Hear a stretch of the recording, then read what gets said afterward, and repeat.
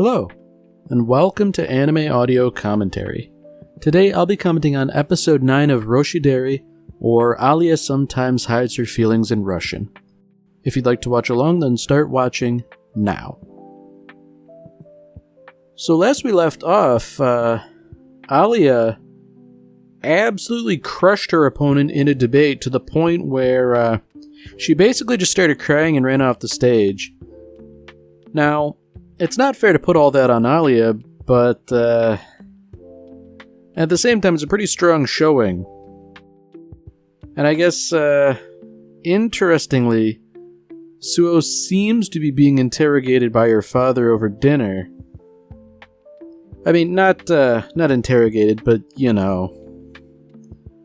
So...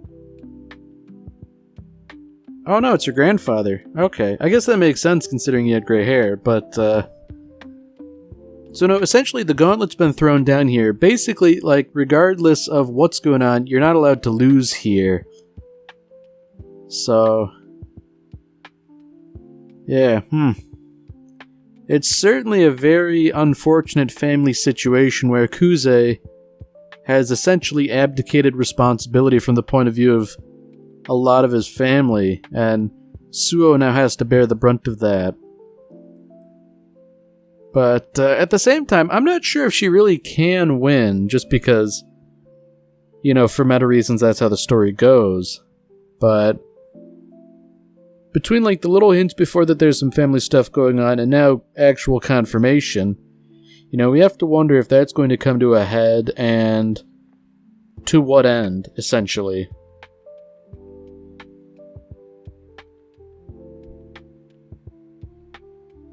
Yeah, you know, there wasn't much said in that conversation, but I feel like the silence is indicative of something.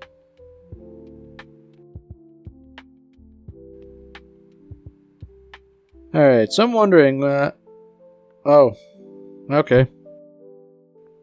Can you really blame Suo for wanting to do that? But, man, to have to take, like, foreign language lessons at night, like, that's a pain.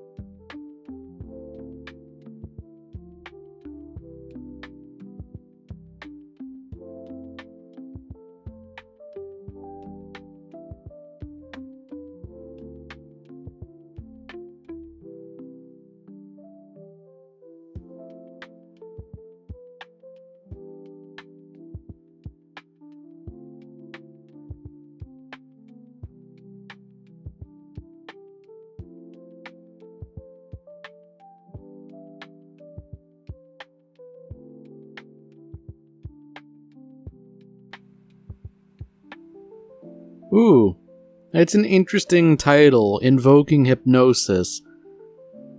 Ooh boy, I can only imagine that Suo's going to use this weapon to her advantage. And I guess, interestingly, it seems like everybody's sort of praising Kuze for his performance in the debate, which, to be fair, he certainly did a lot better.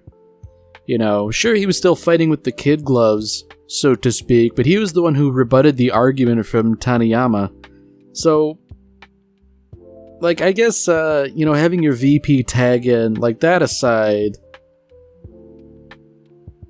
I guess it wasn't too embarrassing on Alia's part, considering she did ultimately win. I guess it's still important to remember that she did freeze up, you know. It wasn't as if she deliberately tagged Kuze in. He just sort of took the initiative when he realized what was going on. You know, I think it is kind of nice that people are grilling her about that, just because, I mean, it did seem unusual at the time.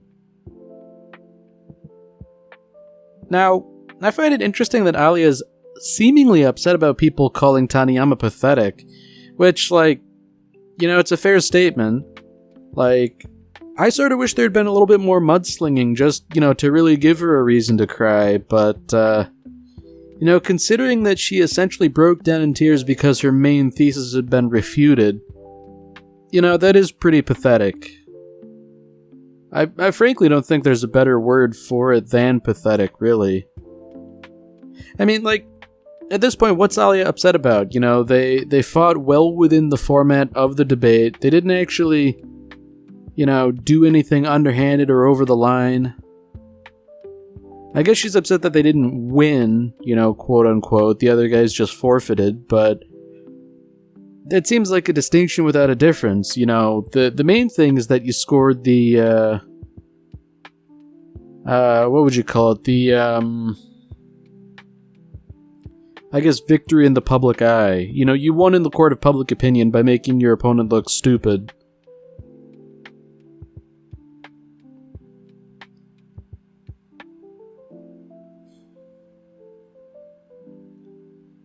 Okay, so now they're going to make up. I feel like they don't really need to do that, seeing as how Taniyama instigated this whole thing and brought everything on herself. You know, you don't... I guess it would be a nice thing to do, but you really don't have to go out of your way to fix everything.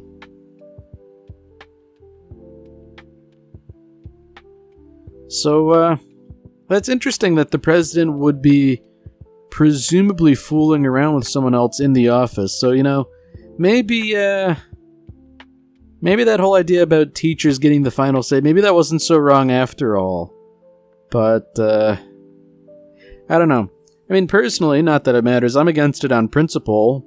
However, you know, sometimes students just like to fool around. Now, it's interesting that Kuze decided to shoot himself in the foot rather than to score with Alia. For what purpose would he do such a thing? It's almost like anti-story, you know? Like,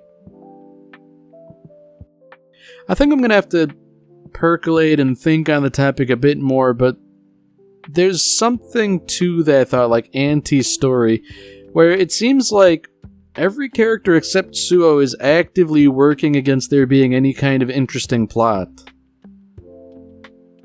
Because, like, it seems like whenever there's any sort of student council tension, Kuze manages to solve it quickly. Like, only the intervention of Suo on multiple occasions has anything interesting really happened.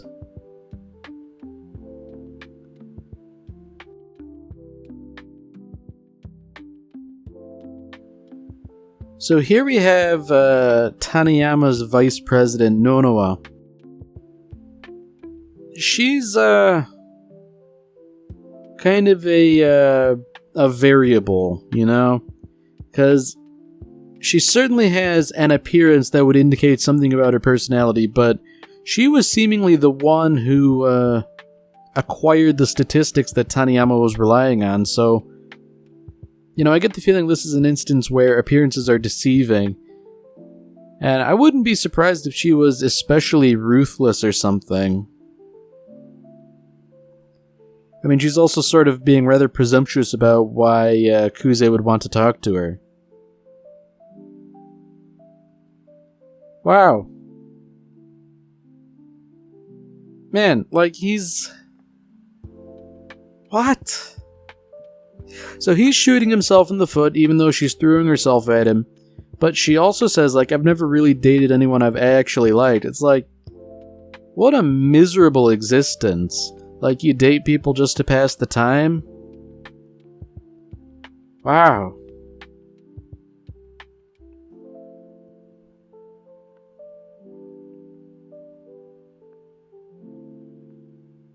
Ooh. Okay. So Taniyama is not totally averse to physical violence, so that's interesting. Ooh. So I think Kuze might be making a rookie mistake here, trying to quash rumors. Because, sure, Nonoa might have a vested interest in stopping them, but, like, you don't stop rumors by letting people know it's getting to you, you know? And I guess more importantly, Kuze is also making a bit of a blunder by going to a political rival for help.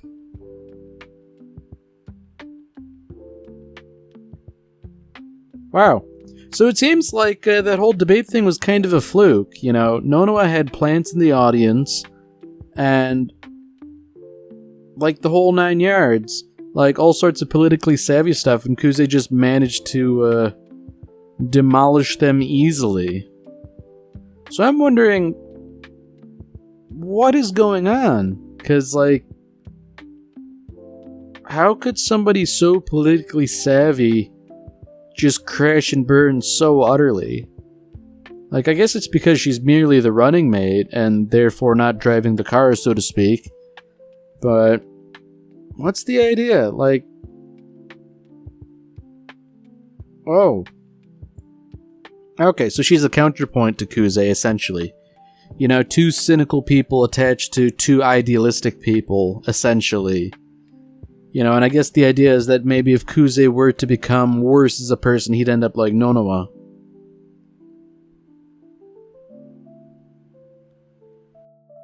Yeah, so Kuze is allegedly interested in helping Alia win, but at the same time, he's willing to worsen their chances by quashing some gossip, essentially. Like, I don't know, man. I feel like you should stand by Alia, just, you know, maybe pay her a little lip service saying, hey, I'm trying to quash all the gossip, and then not actually do anything.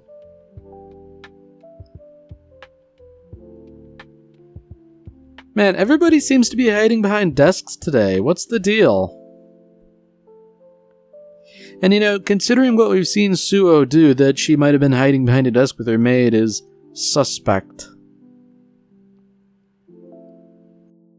And I guess it should also be considered that Suo is also a political rival too, you know. So, whatever she's doing, she probably can't be trusted out of hand.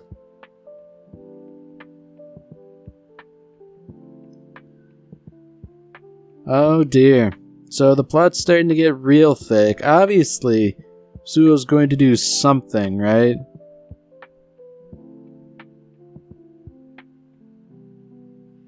I mean, like, hypnosis was mentioned in the title. Surely it's gotta crop up, right?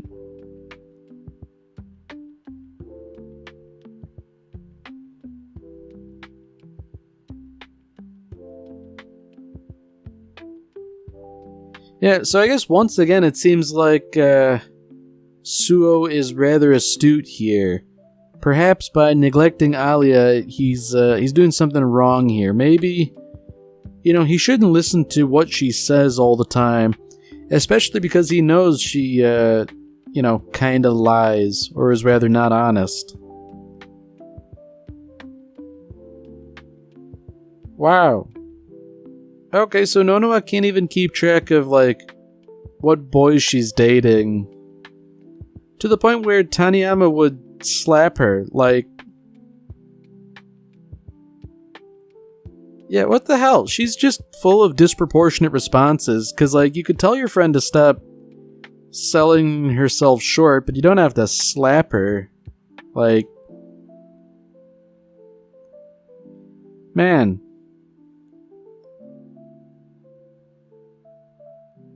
So, okay, Taniyama's even skipping school after losing the debate. Like, that's truly, truly embarrassing. Wow. Okay, so Taniyama left because she found out there were plants in the audience. That's better, I guess, but I don't know if I necessarily believe that.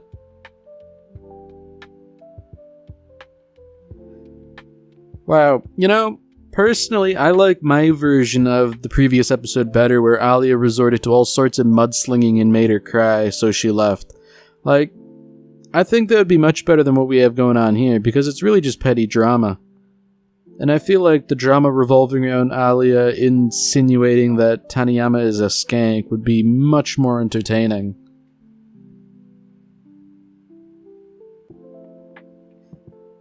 I mean, like, imagine what that would be like. Imagine the change in dynamic between Kuze and Alia after witnessing something like that, you know? Like, that would be something, because I feel like he's, by and large, kind of unflappable, but something like that, you know, that would essentially be so far beyond the pale he would actually have to do something.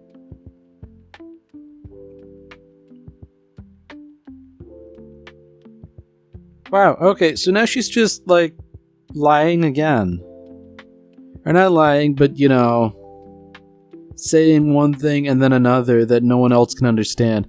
I feel like at some point Kuze really should just call her out and ask her to, you know, really just try and be honest, you know, say what you actually mean. Like, at least she is hiding her feelings in Russian, but, I also kind of wish she would just be forthright, too, you know. We're 9 episodes in by this point. I feel like, you know, you're gonna have to start actually working towards something.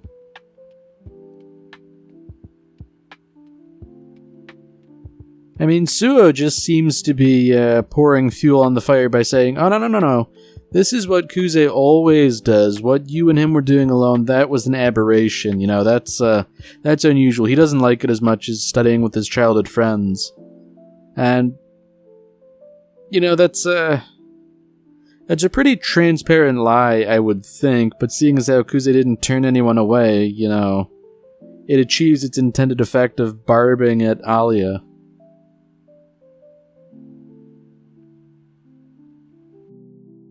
Now, it's interesting that she's questioning the childhood friend aspect.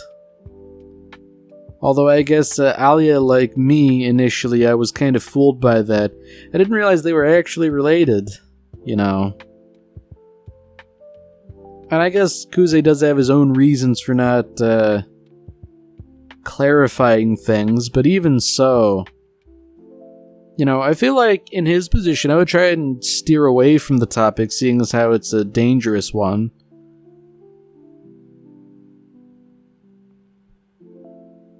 So it's interesting that Alia's sister introduces the hypnotism. So I think I see what's going on here. Alia's sister's trying to entice Alia to get involved.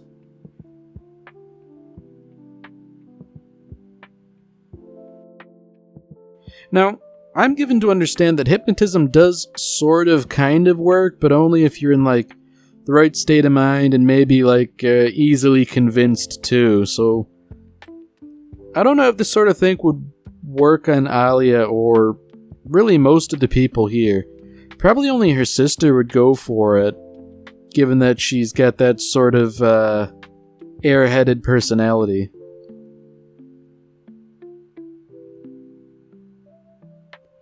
So I guess the question is, you know, are they going to trade on Alia and what then? Or is he just going to sort of like hypnotize everyone? I mean, that would be interesting, I guess. You know, if somebody were to drop by and see a bunch of hypnotized people.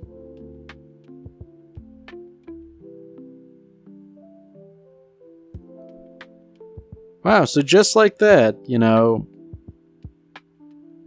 Oh. Okay. Saying, why did you stop hypnotizing me? And it's like, okay, yeah, she just totally blacked out and all that. Like, man. Alright, here we go. So she's stirring the pot by saying, like, oh yeah, like, sure, you might say your sister's lying, but how about you get hypnotized and see for yourself? Like, this is very clearly deliberate on Suo's part to cause a little bit of trouble, but wow, okay, I guess it just sort of worked.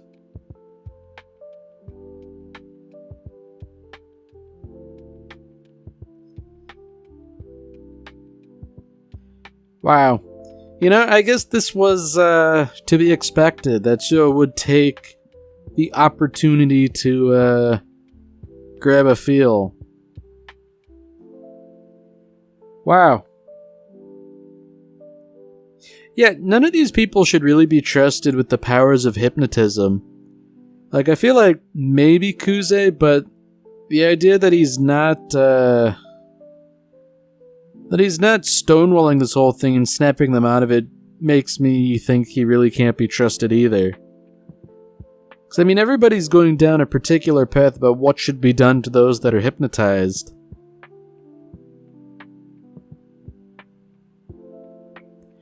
So I guess the question is, does it work? Because, you do have to sort of want to go along with the thing you're being hypnotized to do.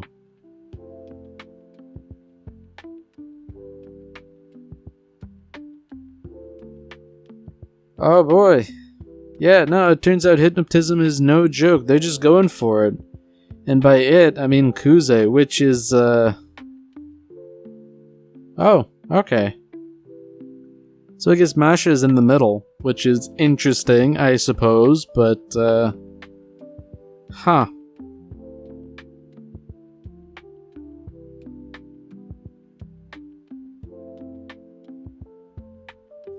So it's interesting that she was trying to, get things to work out for Kuze, get him his own hypnotized harem, but, huh.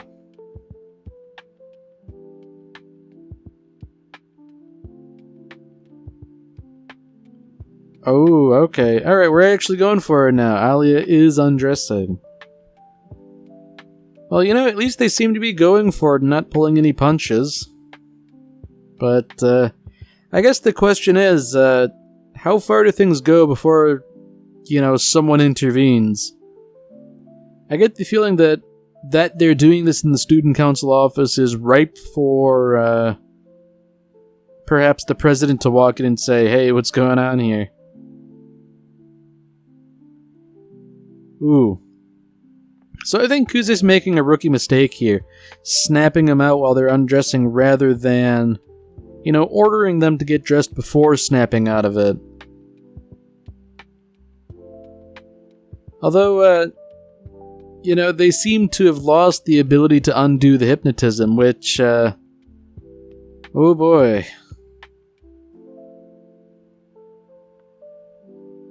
Yeah, everyone's gonna have to do some serious explaining after this.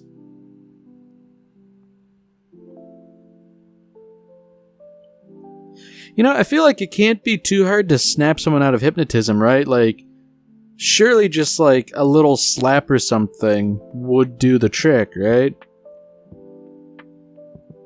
I mean, sure, like this person knows like pressure points and all that, and sure, that'll do, but I don't know. I feel like you don't have to get too technical to snap someone out of hypnosis.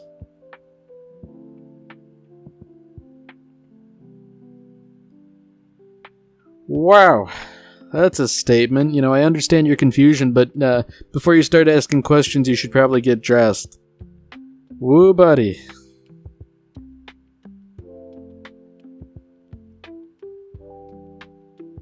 Yeah, and somehow just like that, he takes all the blame.